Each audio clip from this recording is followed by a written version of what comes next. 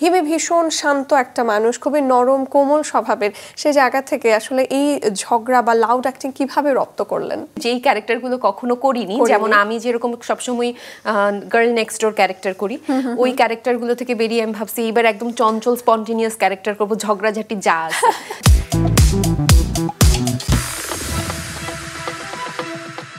হিম হিম এই মিষ্টি সন্ধ্যায় আমরা আজ হট সেটে আমন্ত্রণ জানিয়েছি এই প্রজন্মের অত্যন্ত জনপ্রিয় একজন অভিনেত্রীকে, যার মিলিয়ন ডলার হাসির ভক্ত তার ভক্তরা।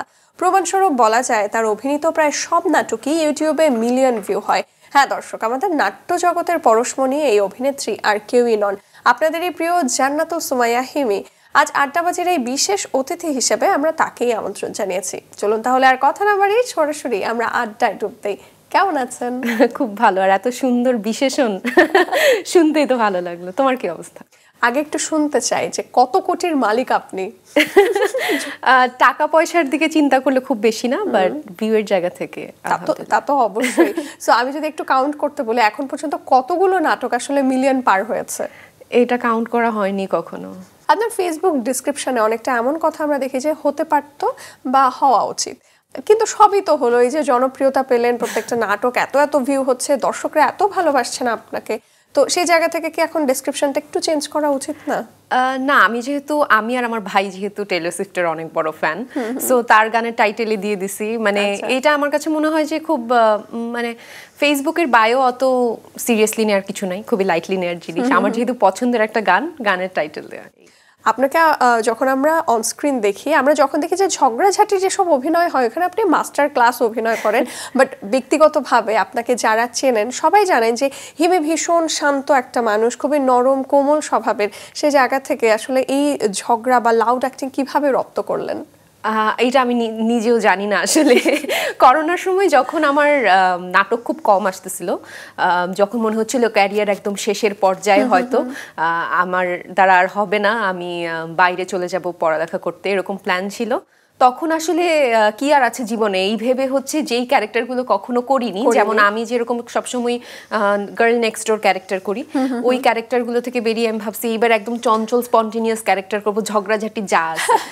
এবং খুব ভালো ভালো ওরকম স্ক্রিপ্টও আসলো, এবং যেটা হয় যে ৩-৪টা নাটক ওরকম ভালো হওয়ার পরে এখন সবাই ভাবে যে আমি খুবই ঝগড়াটে, বাট না, আসলে তা না।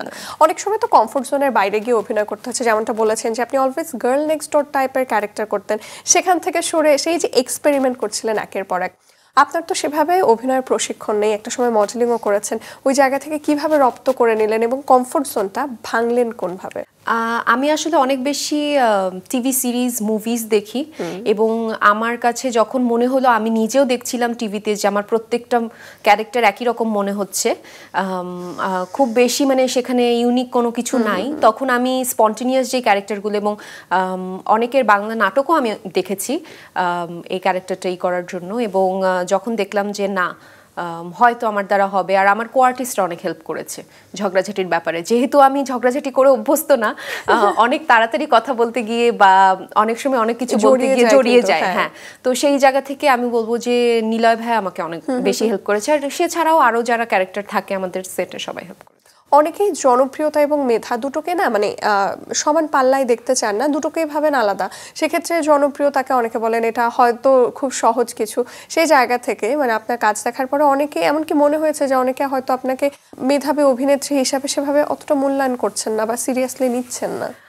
না, আমার কাছে মনে হয় যে জনপ্রিয়তা পেতে গেলে একটা লেভেল পর্যন্ত মেধা তো দরকারই হয়, আর নিজে থেকে আসলে বলার কোনো কিছু নাই, মানে আমার যতটুকু আমার সাধ্যের মধ্যে আমি ততটুকুই করব, বাকিটা মানুষ জাজ করবে যে আমি মেধাবী কি না। বাট আমার কাছে মনে হয় যে হ্যাঁ, এরকমও হয় যে অনেক মেধাবী আর্টিস্টরা জনপ্রিয়তার জায়গা থেকে পিছিয়ে থাকে। আমি আসলে অত কিছু ভেবে কাজ করি না, আমার অ্যাক্টিংটা করতে ভালো লাগে তাই করি।